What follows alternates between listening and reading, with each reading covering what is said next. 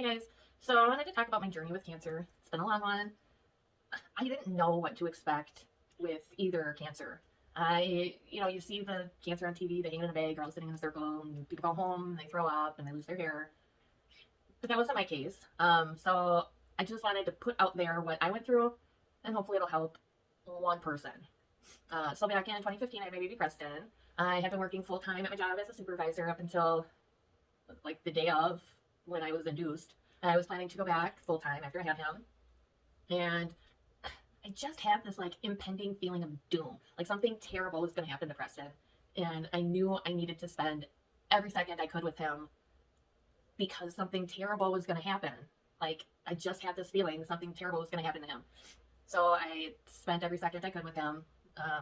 And it was, I remember my birthday in February. Exactly 1 week after my birthday, I felt this nasty, like, cold flu thing happening. Like, a fierce flu was coming. You know, that nasty feeling you get in your chest and kind of hurts, and you know it's coming. So, I got the flu. Preston was fine. I was worried about him, but he was fine. My ex Eric was fine. No one at work was sick. I didn't understand who could have gotten me sick, and I was so mad. Like, I don't understand why people go to work when they're sick and when they have something that is spreadable.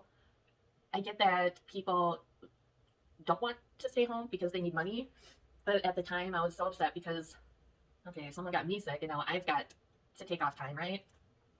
Um, I stayed home with Preston and it was, terrible flu.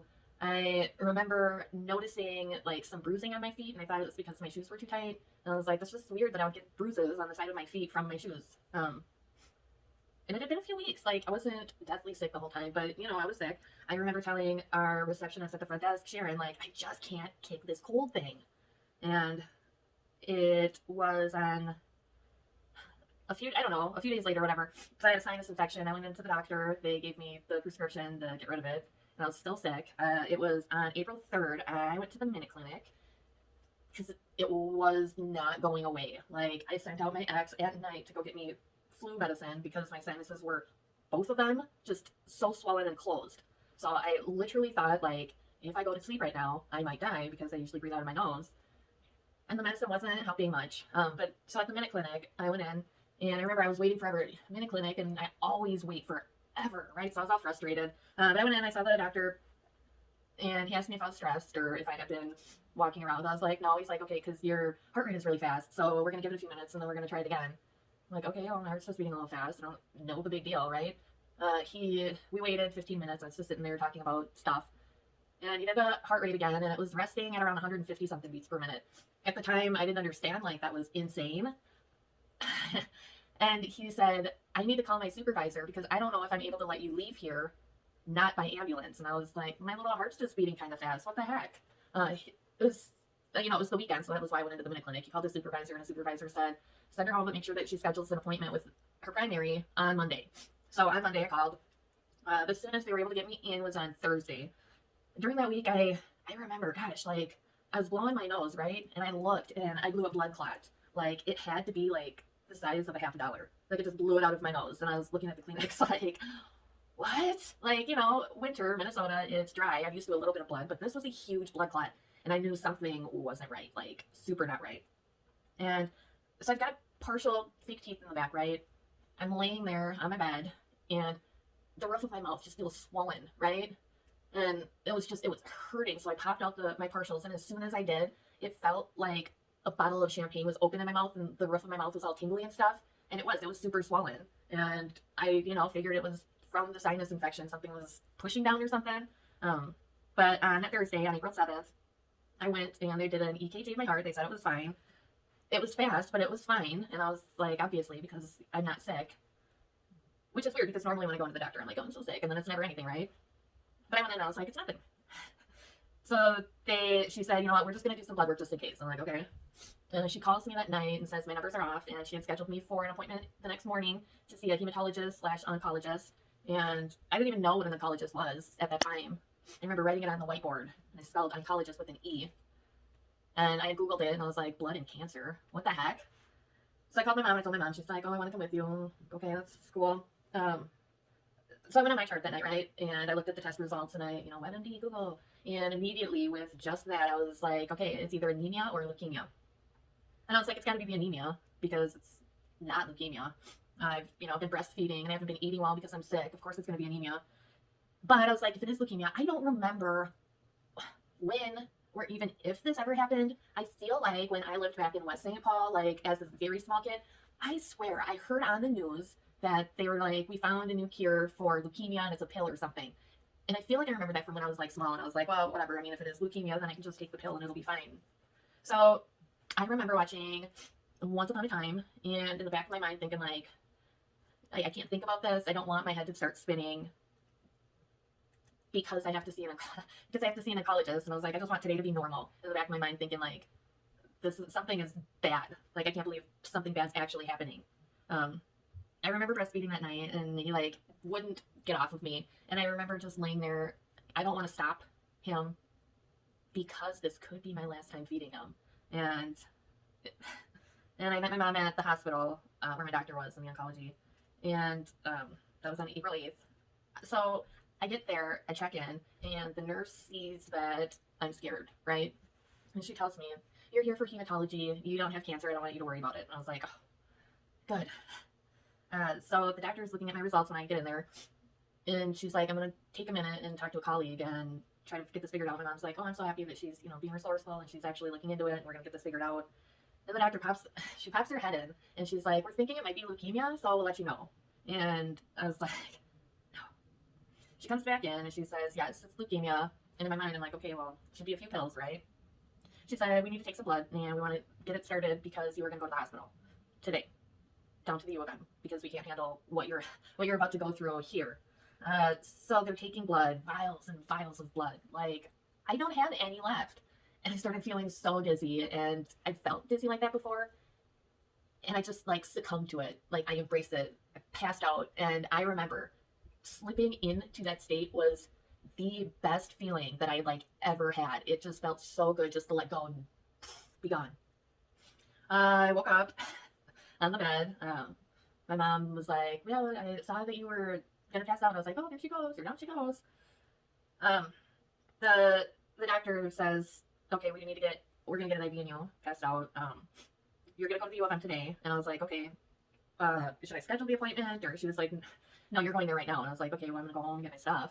She said, no, you need to go straight there. You can't go home. You are going to be living at the hospital for several weeks. And I was like, what? Like, I've got an 8-month-old baby. I'm not going to live at the hospital. While I was waiting, they offered me some tea. So I tried some raspberry tea, and I remember it was not good. They were putting the IV in me. They were attempting to. She couldn't find my vein, and I was like, obviously you can't find my vein. You guys just drained all of the blood out of me.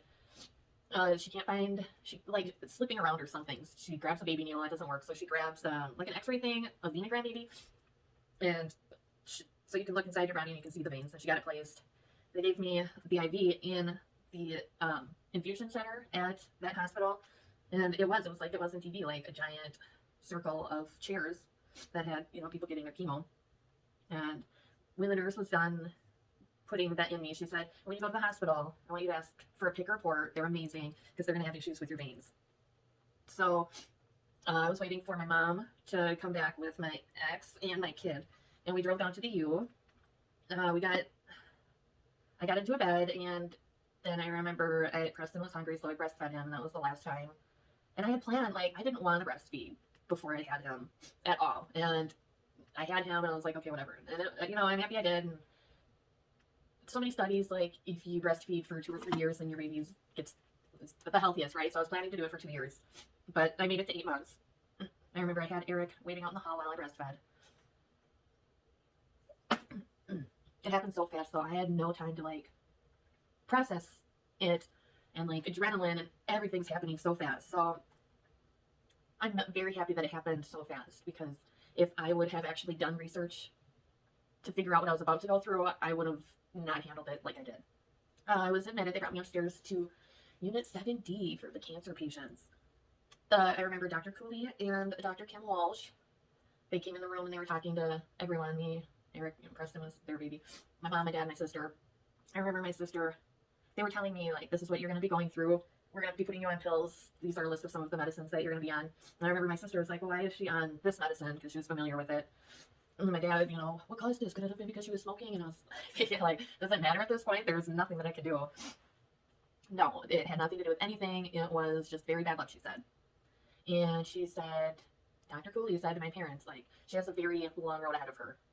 And I didn't even think, like, I didn't think I'm going to die at that time. I'm just thinking, like, what a huge inconvenience on my life.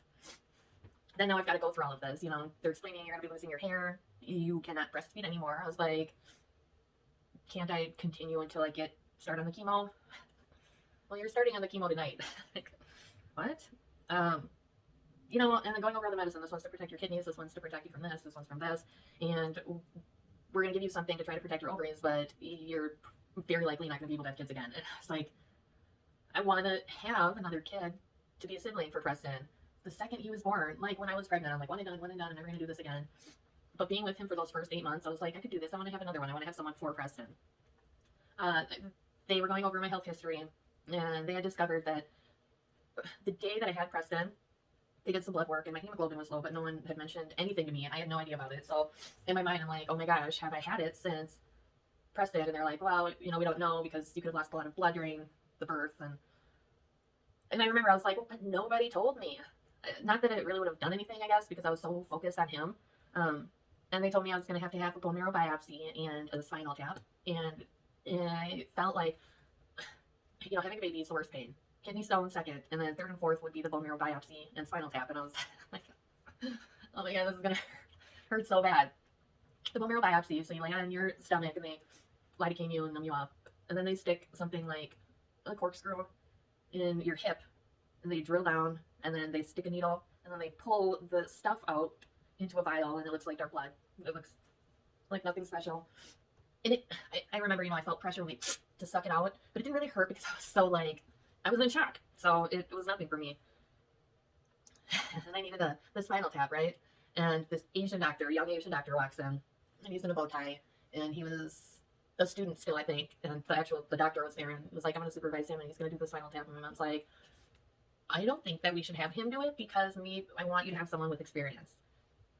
And I remember I was like, no, he can do it. He's got a bow tie. Like, I trust him. He's in a bow tie. He can do it. So he did it. And they, again, in shock, pull out water-looking stuff. I had taken pictures of it, I believe. And then I was sent back up to my room, and they were going to do the PICC placement. So a PICC, P-I-C-C, is a giant tube that they stick it right here. They still have a little scar, and the PICC line goes up here, and then up here to a vein, and then it goes down into my heart so that they can put the medicine directly into my heart to get it going as fast as possible. But I did not realize with that PICC line that I wouldn't be able to lift anything over like 20 pounds, 15 or 20 pounds. So I was like, now I can't even carry my kid. I had to stop feeding him, and now I can't carry him. He has to be set on me. And when they did the PICC placement, it was just my dad in the room, and they had the monitor of my heart. I remember my dad's like, you know, I can leave, and it's like the first time, like, I'm scared, and I don't want you to go. And it was, you know, I'm always interested in seeing what's happening, so it was kind of cool to watch them get it in my heart. But that was like the first time that I was scared, and it was nice to have my dad there. But I do remember I felt so special, like getting all of this attention, and I'm not used to it because I'm usually the one like behind the scenes, like trying to, you know, I want to take care of everyone else, and everyone was focused on me, and it was all about me. So I'm back. All right, so so the timeline of this, right? It was beginning of April, and they're like, okay, we're gonna start you on chemo tonight. And I was like, no, this feels like an April Fool's joke, or like, you guys are wrong. This isn't what's actually happening. You guys made a mistake, and you guys are gonna start me on chemo. I'm gonna lose my hair before we even get the bone marrow biopsy results. Like, it's gonna come back because I don't have cancer, and you guys are gonna have already started me on chemo. And they're like, no, no, you've got leukemia, and we're gonna start you on chemo tonight. And I remember, so what they were going to do was, it's 24/7 chemo, literally 24 hours a day for 7 days straight. It was, I believe, 7 days with the cytarabine and 3 days with the idarubicin. And I was so scared to start. Who wouldn't be, right? And I laid there and I told the nurse, like, I'm so scared. And she was like, why? I was like, because you guys are going to be injecting my body with poison and you need your protective care to avoid even touching the bag. Like, why wouldn't I be scared? And she was like, I mean, you're not going to be sick right away. It's going to take you over a week before you start feeling sick. And I had told her, like, gosh, they said the hemoglobin was low after the pregnancy. And she was like, sometimes she basically implied that cancer can happen because of pregnancy. Like, it can cause your body to start throwing things out of whack. And I was like, oh my gosh, if this is actually because of the pregnancy, then maybe it's a good thing that I'm not going to be able to have kids anymore because I'm not going to go through cancer again. And right away, my blood counts were terrible, and they said we are going to get you started on blood transfusions and platelets tonight as well. And I remember asking them, I was like, I've always wanted to know what's my blood type, and stupid enough, she was like, be positive, and I was like, be positive. You want me to be positive? Like, be positive. Keep that in mind while you're going through this. I believe that I had told my family, like, you guys don't have to be here because I'm not going to start feeling sick. I'm just, the chemo started at 9 or 10 at night. Like, don't stay here with me right now. Get your work in. Do what you need to do because I am going to be sick. And I will need you guys later and not so much now. Because I don't like being a burden or having other people, like, do things that have to take care of me. Like, I want to do it myself. And if I'm able to, I'm going to, try to do everything by myself because that's who I am. I've been here to, ever since I was, like, little. I remember seeing this home video of me as a kid. And my sister was screaming and having a tantrum. I want my blankie, I want my blankie. So I go and I get her blankie.